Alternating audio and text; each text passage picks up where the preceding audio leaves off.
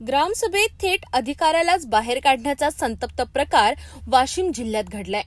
वार्षिक हिशोब न दिल्याच्या कारणावरून महिलांचा संयम सुटला आणि ग्रामविकास अधिकाऱ्याला ग्रामसभेतून धक्काबुक्की करत बाहेर काढण्यात आले। वाशिम जिल्ह्यातील पंचाळा गावात शनिवारी झालेल्या ग्रामसभेत मोठा गोंधळ पाहायला मिळाला।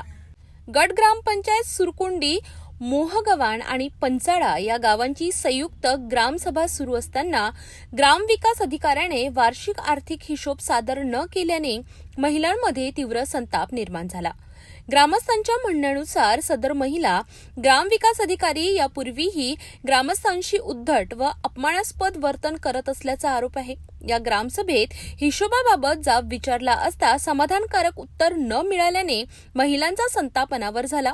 यावेळी संतप्त महिलांनी आक्रमक होत ग्रामविकास अधिकाऱ्याला धक्काबुक्की करत ग्रामसभेतून बाहेर काढले। या घटनेनंतर परिसरात तणावाचे वातावरण निर्माण झाले होते। दरम्यान या प्रकरणी ग्रामस्थांनी जिल्हा परिषद प्रशासनाकडे अधिकृत तक्रार दाखल केली असून संबंधित महिला अधिकारी व ग्रामस्थ वाशिम ग्रामीण पोलीस स्टेशनमध्ये हजर झाले।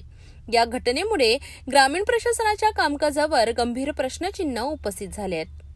पंचाळा गावामध्ये ग्रामसभा लावलेली होती आणि ग्रामसभा एक शांततेत चालत होती।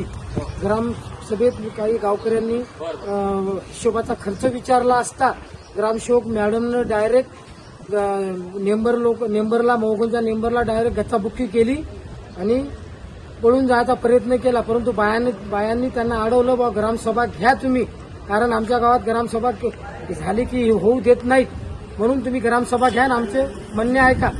तर ती काय ऐकण्याच्या मनस्थितीत नव्हती।